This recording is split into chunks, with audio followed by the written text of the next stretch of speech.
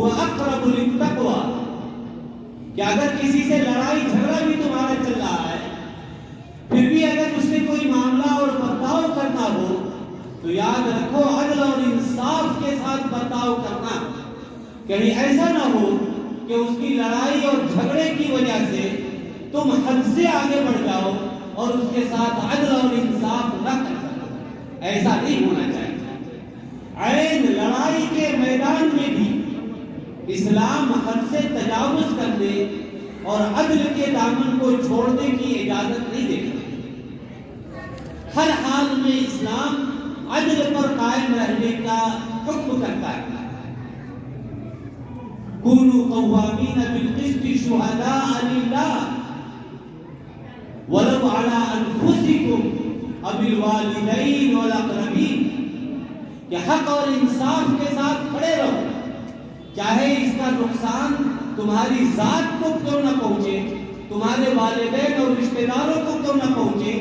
اپنا نقصان گوارا کر لینا لیکن حق کا دامن نہ چھوڑنا. انصاف کے اوپر قائم رہنا ہر حال میں تمہارے لیے ضروری ہے. لیکن بزرگوں، جب بات بوڑھوں کی آتی ہے، کمزوروں اور ضعیفوں کی آتی ہے، تو اسلام یہاں عدل کا مطالبہ نہیں کرتا ہے.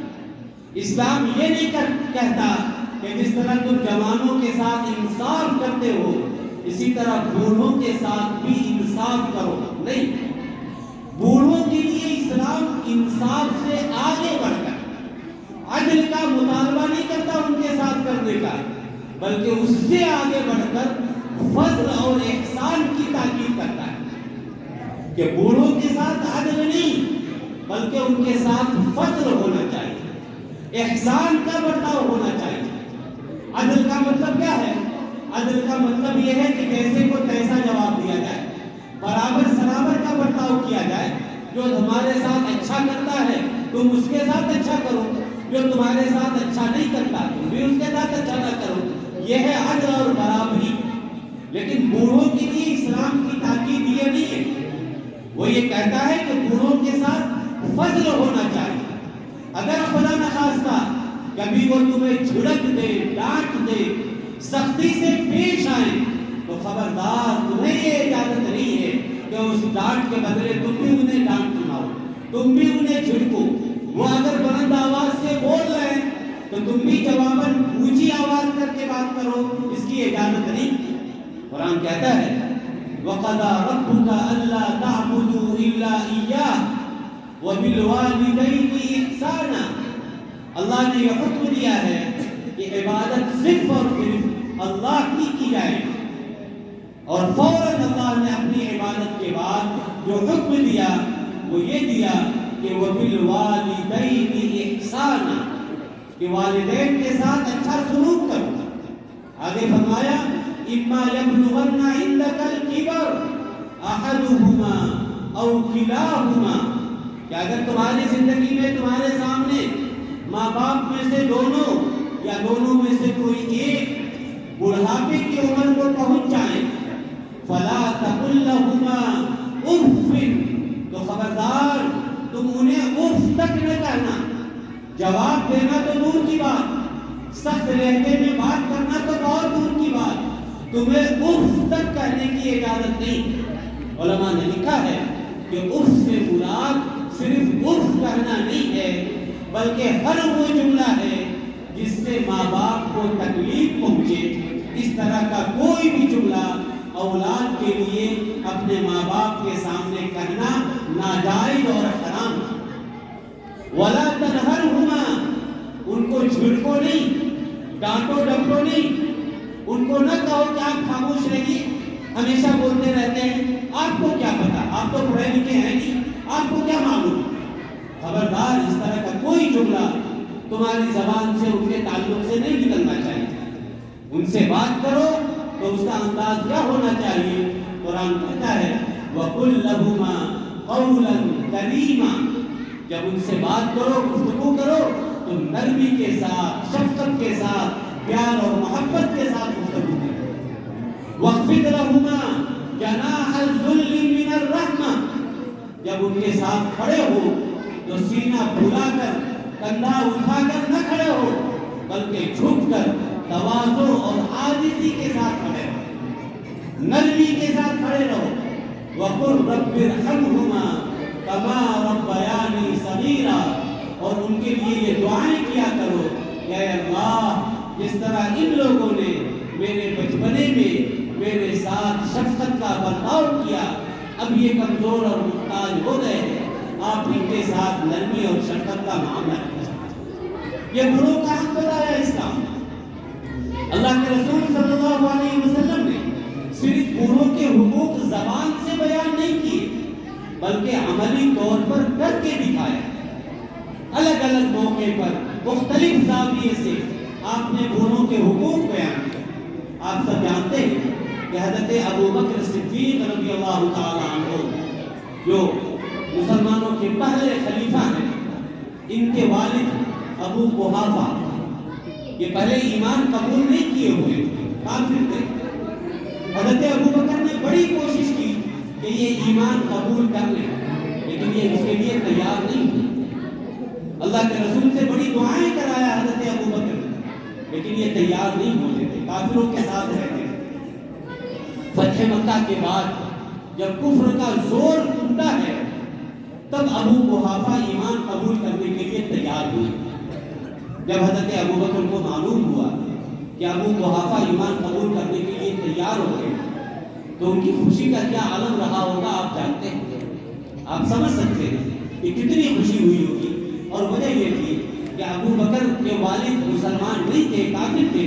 جب حضرت ابو بکر دوسروں کو دعوت دینے جاتے تھے، تبلیغ کے لیے جاتے تھے، تو لوگ تانے دیا کرتے تھے کہ ارے اپنے گھر کو تو سنبھالتے نہیں، تمہارے باپ تو خود ایمان قبول نہیں کیے، پہلے اپنے گھر کے لوگوں کو دعوت دے لو پھر ہمیں دعوت دینے آنا۔ تو یہ تعان و تشبیہ کے جملے حضرت ابو بکر کے اوپر چھلنی کرتے تھے آپ کے دل کو، آپ کو بڑا غم ہوتا تھا اس سے، اس لیے آپ کی دلی خواہش تھی کہ ابو قحافہ ایمان قبول کر لیں۔ بہرحال جب وہ آمادہ ہو گئے ایمان قبول کرنے کے لیے، تو ان کو لے کر آپ صلی اللہ علیہ وسلم کی خدمت میں پہنچے۔ آپ صلی اللہ علیہ وسلم کو بتایا گیا کہ ابو قحافہ ایمان قبول کرنے کے لیے آئے، کیونکہ ان کی عمر کافی زیادہ ہو چکی تھی۔ تو آپ صلی اللہ علیہ وسلم نے حضرت ابو بکر کو دیکھا تو ایک طرح سے ناراضگی کا اظہار فرمایا اور کہا ابو بکر تمہیں ان کو زحمت دینے کی کیا ضرورت تھی؟ یہ معمر انسان ہے، ان کی عمر زیادہ تھی، تم ان کو تکلیف کیوں دیے؟ میرے پاس ان کو لے کر آئے، تم مجھے بتا دیتے، میں چل کر ان کے پاس جاتا، ان کے گھر آ کر ان کو کلمہ پڑھا دیتا۔ اس بوڑھے کو زحمت دینے کی کیا ضرورت تھی؟ آپ اندازہ کیجئے، وقت کا نبی یہ فرما رہے ہیں کہ بوڑھے کو زحمت تم نے کیوں دیا؟ میں چل کر ان کو کلمہ پڑھا دیتا۔ آپ نے یہ بھی نہیں دیکھا کہ ابو قحافہ وہ تھے جو ایک زمانے تک کافروں کے ساتھ رہے، مسلمانوں کو ستایا ہے، تکلیفیں پہنچائی، اب وہ ایمان قبول کرنے آئے ہیں۔ آپ نے ان تمام باتوں کی طرف، جو عیب کی باتیں تھی ان کی زندگی میں، اس کی طرف توجہ نہیں کیا، بلکہ ان کی عمر، ان کی پیرانہ سالی کو دیکھا اور کہا کہ ابو بکر ان کو زحمت دینے کی ضرورت نہیں تھی، تم مجھے کہہ دیتے، میں چل کر جاتا اور ان کو کلمہ پڑھا کر ایمان میں داخل کر دیتا۔ اس سے آپ سمجھ سکتے ہیں کہ آپ صلی اللہ علیہ وسلم کے دلوں میں بوڑھوں کا، بڑوں کا کتنا اکرام ہوتا ہے۔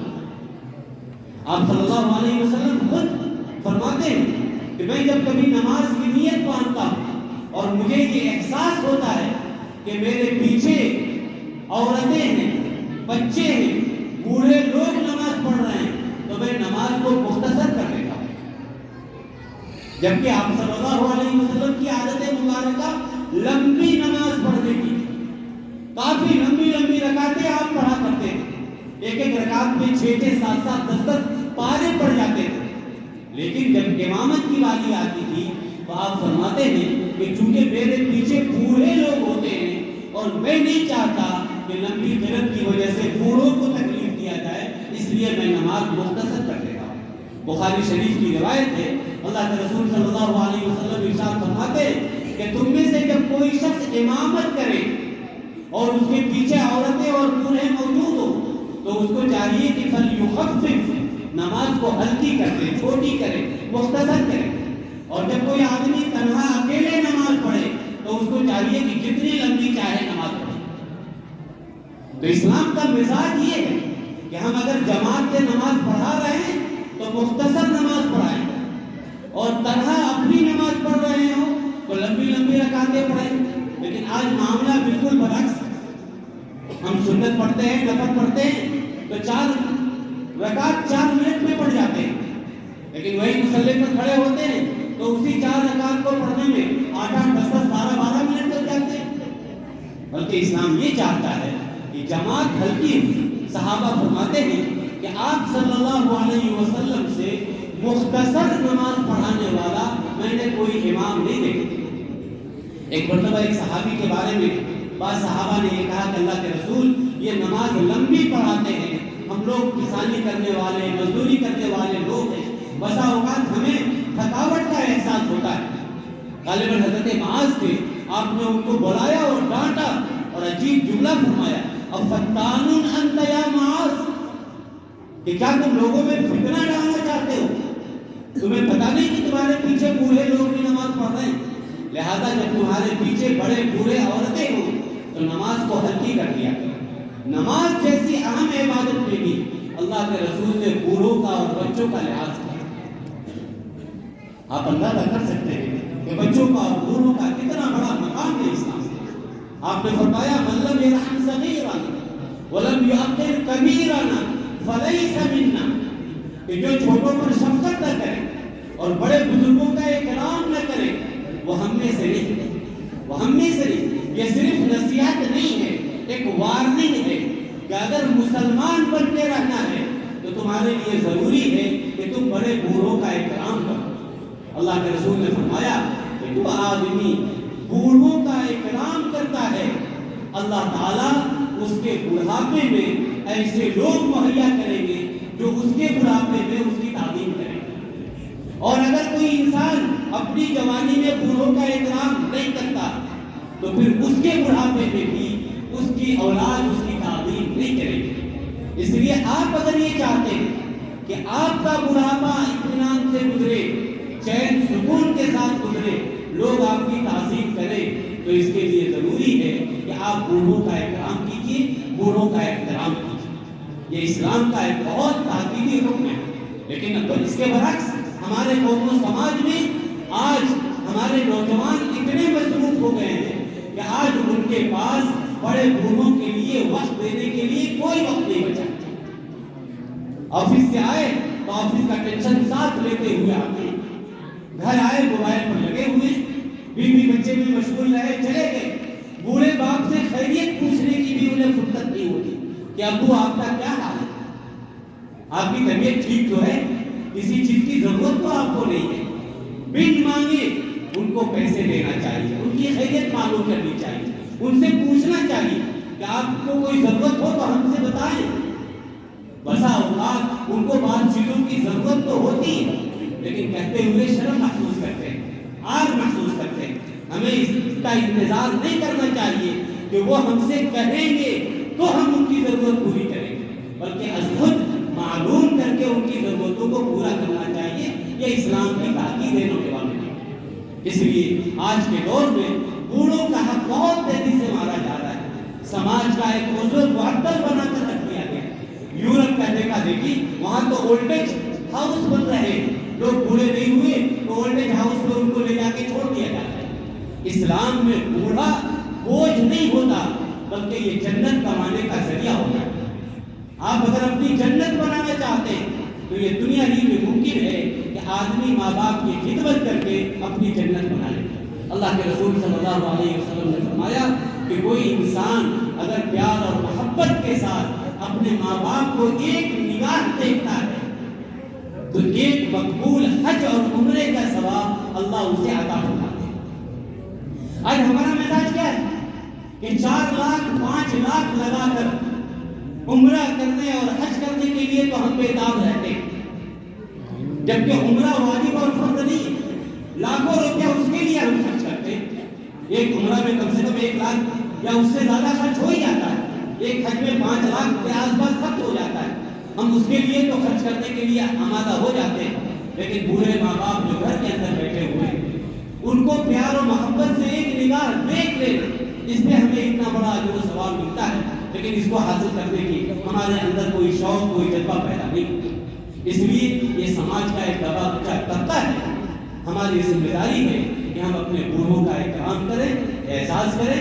ہم اگر ان کا احترام کریں گے تو انشاءاللہ ہمارے بڑھاپے میں اللہ تعالیٰ ایسے افراد پیدا کریں گے جو ہمارا خیال کریں گے، ہماری ضرورتوں کا خیال رکھیں گے۔ تو اس حدیث میں اللہ کے رسول صلی اللہ علیہ وسلم نے فرمایا کہ بوڑھوں کا احترام کرنا چاہیے۔ دوسرا حکم آپ نے دیا کہ جو لوگ حامل قرآن ہیں، قرآن کی خدمت کر رہے ہیں، قرآن کے حفاظ ہیں، اس کے معانی اور مطالب کو سمجھاتے ہیں، ان کا احترام اور اعزاز ہونا چاہیے، اور یہ اللہ کے اعزاز اور اکرام کا حصہ ہے۔